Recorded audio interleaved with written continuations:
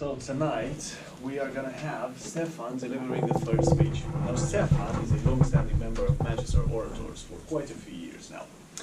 And throughout his journey he also had several roles within the business. I think I'm still in work mode.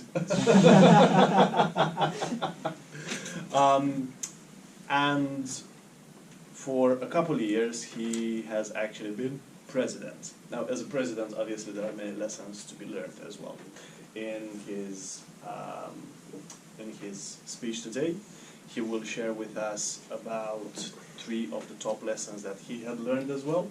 His speech is actually named From Nero to Hero, and with such a title, I do expect a bit of drama as well. So hopefully we're going to have some of that too. But until then, Stefan.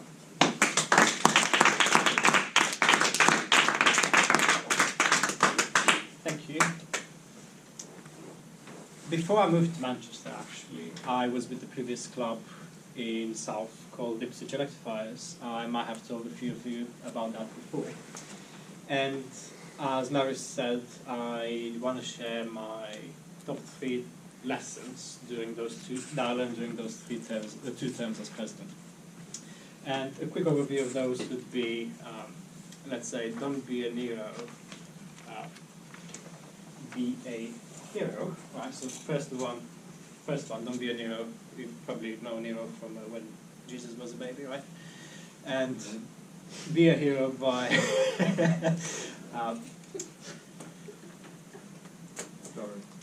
yeah, it's a latent joke, isn't it? Be a hero by solving problems that people care about and rallying people behind the vision to solve those problems. And let's unpack it a little bit, right? The first one, don't be a Nero. Essentially, what I mean by that is don't burn bridges.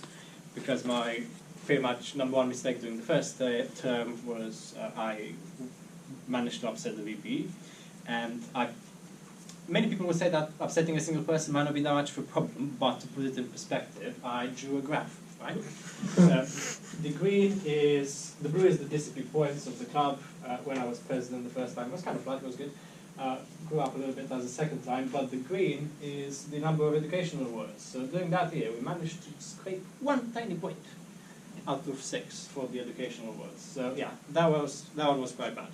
And we'll talk a bit more about how we managed to bring it back up, not just on track, but further than that.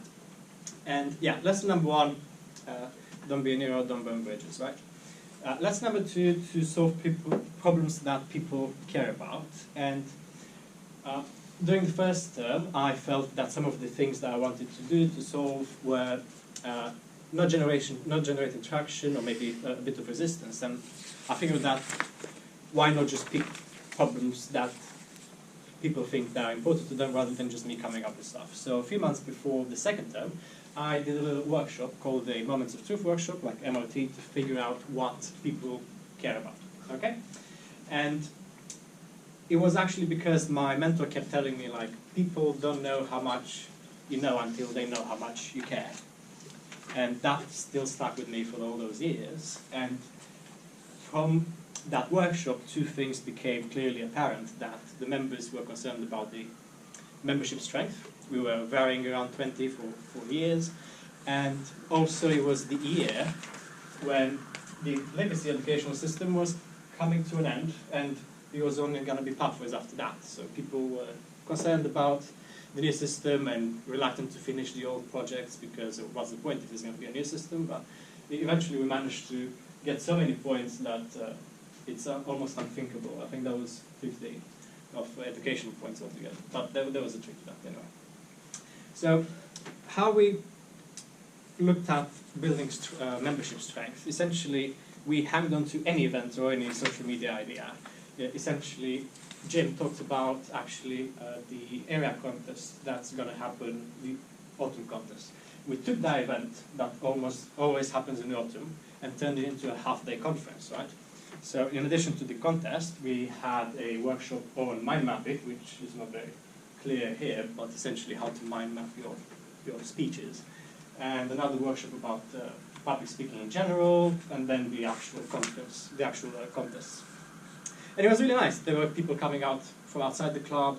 We had the awards. Everybody was smiling. It was really sunny. Probably the last summerish day of the year, anyway. And membership campaigns for like Black Friday, YouTube, and with top tips for like Zoom, how to do Zoom. Always cake. Cake was my #1 signature in my presidency, and I always loved it when I saw an empty plate at the end. And it did pay off. I mean, we knew that some members, the blue is the existing members, some members were going to retire, so we were left with like 5 core members, and we had to build and bring another 15 to just keep the 20. And it was good to know that from the beginning, because one of the things that came out of the MOT was that some people were concerned for the club because they knew they were going to retire. And yeah, that sounds like a lot of work, but essentially it was a lot easier when people suggested it, because it was part of their motivation to see it happening. Now, it also wouldn't have been possible without the third lesson, which is to continuously praise people for embodying the values of Toastmasters, okay? So being charismatic, being enthusiastic, and doing the roles majestically. And you are all aware about having those ribbons at the end, right? We have them here as well. And I put extra, well, you know the normal ones, okay, best evaluator and so on, but I put extra fuss and emphasis on the enthusiasm word. This lady had like 10 freaking ribbons from the enthusiasm word, because nobody was taking it seriously at the beginning, but by the end of the year, they were like literally fighting for it. And that was really nice to see. And you know, even like completing level 1, taking them to the pub to celebrate, that was really good. Making up awards as I went, like why not award, right? For like the Rising Star Award. Celebrating somebody's 90th birthday, he's 95 now.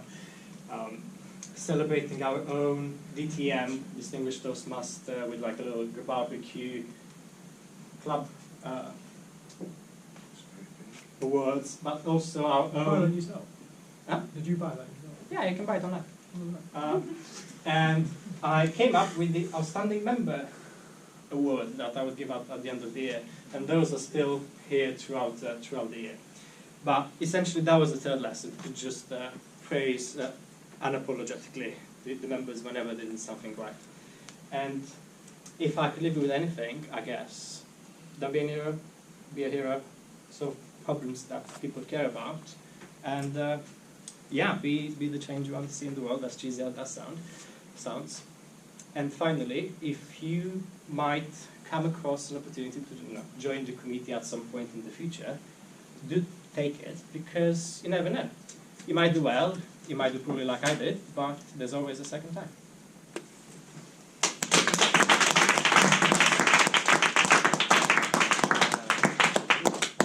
Thank you, Stefan. Feedback slips. You can just take a couple of minutes to write down a bit of feedback for Stefan. I'll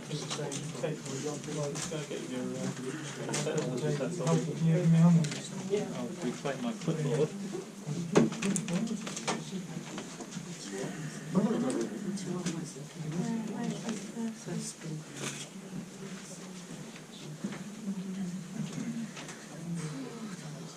You just pop your hand up when you're ready.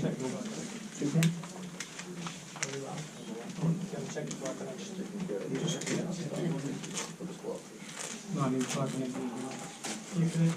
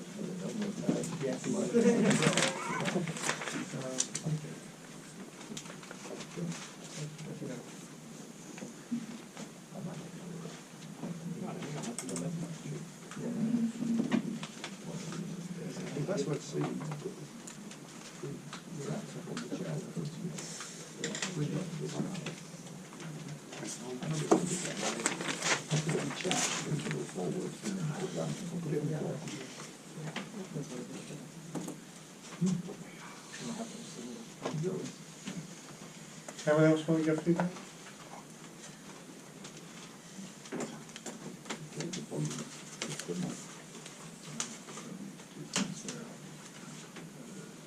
Okay, it's time for second speech. So Tom is going to be the evaluator for the second speech. So Tom, please come up.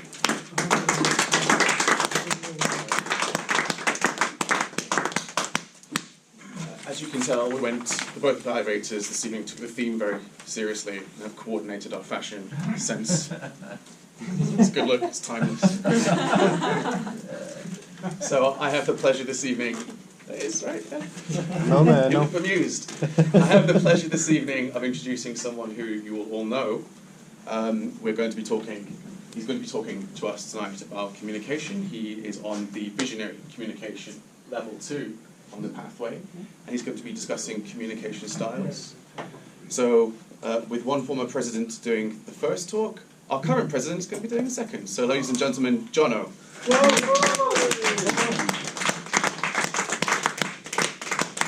Thank you very much, Tom. Thank you very much. So today I've been to London, right? And I had one of the biggest epiphanies that I've ever had in my entire life. I thought back to a month in the past. I had a conversation with a young man called Marius, and he told me, "You're going to be doing a speech in about a month's time." And until this afternoon, I completely forgot that conversation. And then I was on the train home back from London, and I was like, "Oh wow, I've got a speech to do tonight. Fantastic."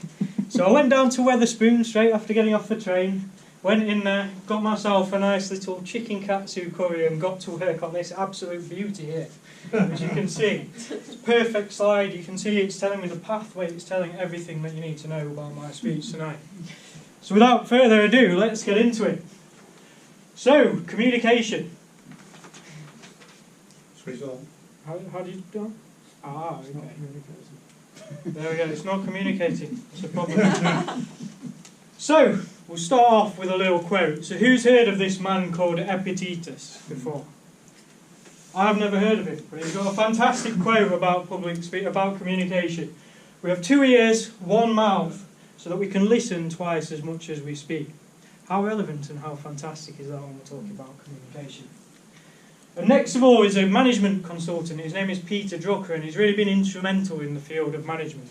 He's got books on things like self-awareness, managing yourself, all the rest of it. And one thing he said is that the most important thing in communication is hearing what isn't being said. And this is very, very important. But what is communication? How does it work? Well, this is a model of communication by a man who I've forgotten his name of at the moment. But it starts here. So the sender is the person who's trying to communicate the message. So he's the person, it originates in his mind, he then encodes the message, so he then thinks about what he's going to say, and then transmits it to an audience. And then in the middle there's all the noise. So here, for example, the noise could be people laughing, or the noise could be the appearance of the individual. That all factors into the way that we all understand that particular message. And then it has to be decoded by the person on the other side. So if someone's in a bad mood, so if someone's girlfriend is in a bad mood that day, it's probably not a good time to tell her to cheer up, because that might not go down very well. So we need to think about that as well. And then eventually the message is received. So it's a really complex process that happens from someone thinking of an idea in the mind to it actually reaching someone's mind. So I've been a manager now at the BBC for about a year and a half, and I've learnt a few things about communication in that time. Marius is laughing at me, he's enjoying. I'm not laughing, but it just comes across like, I have learned a few things in a year and a half. I have learned a few things. And one of the things is repetition. Yeah. So people have probably seen this thing before, and if you repeat a message over and over again, people eventually get the message. So someone once told me, and he told me many, many times, he was like, "You're an idiot, you're an idiot, you're an idiot." And eventually that message got in my mind, and I started walking around and telling everyone I was an idiot. I didn't really do it. But repetition is a very powerful tool for getting your message across, because sometimes people don't hear it the first time, and by repeating it over and over and over again, eventually people begin to understand. The next thing, and I mentioned about being aware of how the other person is feeling, and also about being aware of how you feel yourself. If you're in a very angry mood and you feel like you want to punch your neighbour or something, it's probably not a good time to go and tell them that you love them, because it's not going to go down very well at all. And equally, you've got to be aware of the other person as well. The next is branding, and I think we've had lots of talk about this tonight. So we talked about Alan, the Toastmaster, and he's branded himself perfectly for the evening, talking about fashion. And it really does impact the way that people perceive you. And things like slides, the way that we communicate, is also very, very important as well. And also the way and the particular method that we communicate by is important as well. So there's lots of different ways we can communicate. So we can talk, we can speak in person like I'm doing now, we could speak in writing. It all depends on the scenario that we're trying to communicate. So if we're talking about very important information that cannot be forgotten, then by communicating in writing is a very powerful way of doing it as well. And finally, simplicity. So simplicity, the simpler the thing that we're trying to say, the more likely it is to be received by the other person. So if we're using complex words, complex languages, we're communicating things in a complex way, it's very unlikely to hit the target in the way that we want it to be received. Well, to finish off, I just want to finish with a quote from one of my own personal heroes, which is Winston Churchill. And he says, "The difference between management and true leadership is communication." So by practicing the art of communication and learning how to communicate and practicing in forums such as Toastmasters, we can transcend the field of management and become true leaders. Thank you very much. Thank you very much.